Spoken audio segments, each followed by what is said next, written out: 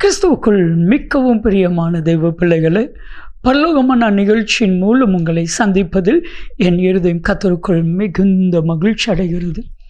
இன்றைய பரலோகமன்னா, உபத்திரவத்தின் குகையில் உன்னை தெரிந்து கொண்டேன். ஆண்டவர் ஒவ்வொருவரையும் ஒவ்வொரு சூழ்நிலையில் தெரிந்து கொள்கிறான். சவுலை நடு ரோட்டில் டச் பண்ணி அவனை தெரிந்து கொள்கிறான். ஒவ்வொருடைய வாழ்க்கையிலும் தெரிந்து கொள்கிற இடம். ஆனால் இன்னைக்கு உங்கள் ஒவ்வொருவரை பார்த்து சொல்கிறாரு, உபத்திரவத்தின் குகையில் நான் உன்னை தெரிந்து கொண்டேன். ஏன்னா சொல்ல முடியாத அளவிற்கு உபத்திரவப்படுகிறோம். உபத்திரவப்படும் பொழுது நம்மை அறியாமல் நம்ம தேவனை தேடுவோம். நம்மளை அறியாமல் தேவனை தேடுவோம். அதுதான் முக்கியமான காரியம்.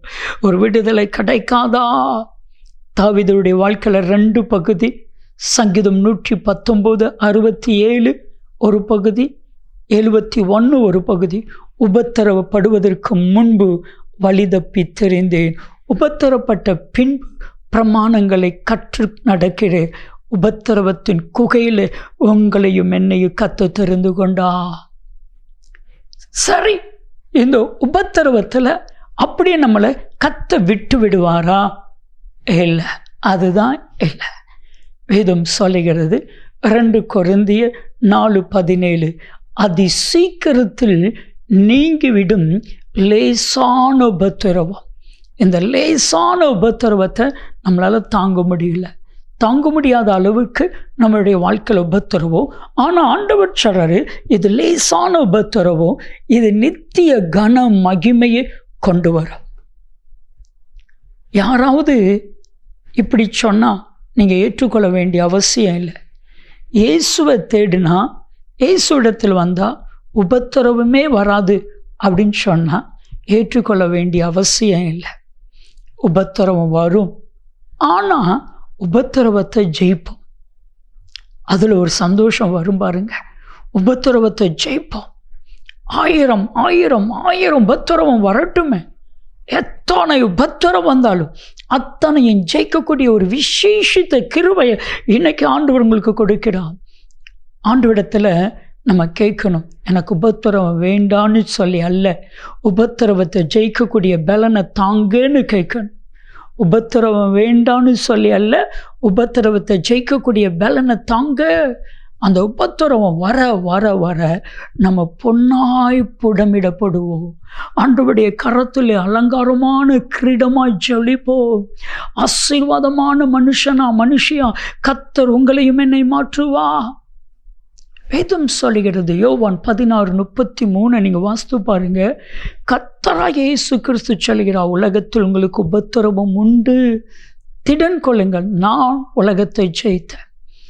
நல்ல கவனிங்க. நீங்கள் உபத்திரவப்படும் பொழுது இந்த உலகம் உங்களை அற்பமாய் எண்ணும். ஒரு சகோதரிடத்தில் பேசி கொண்டிருக்கும் பொழுது அவர் சொன்னால், நான் நல்லா வாழ்ந்து இப்போ எல்லாத்தையும் இழந்து வேதனையோடு கூட நான் இருக்கிறேன். நான் நல்லா இருக்க சில என்னை சுற்றி ஜனங்கள் வந்தாங்க. அவங்களுக்கெல்லாம் பார்த்து பாராமல் நான் செய்வேன். நான் சம்பாதிக்கிறேன், நான் அழிக்கிறேன், நான் செலவு பண்ணுறேன். அதுதான் என்னுடைய இருதயத்தினுடைய எண்ணம். ஆனால் ஒரு சில பலவீனங்கள் நிமித்தமாக என் சம்பாத்தியம் என்னை விட்டு போனது. உபத்திரவம் வந்தது. சரத்தில் உபத்திரவம், குடும்பத்தில் உபத்திரவம், பண காரியத்தில் உபத்திரவம்.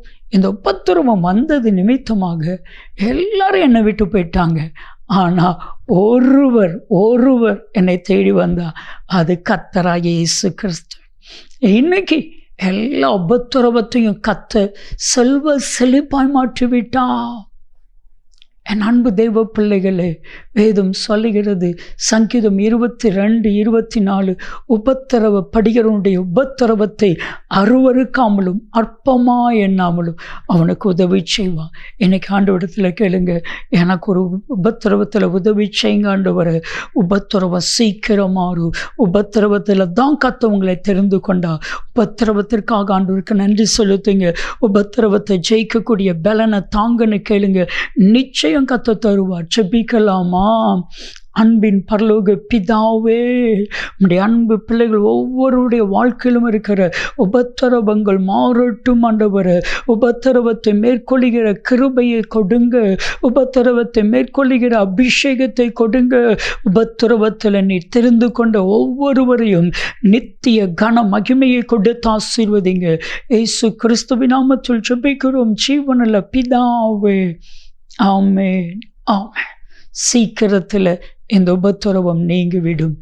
நன்மையும் கிருபையும் ஆசீர்வாதங்களும் நிச்சயமாய் உங்களை தொடரும்.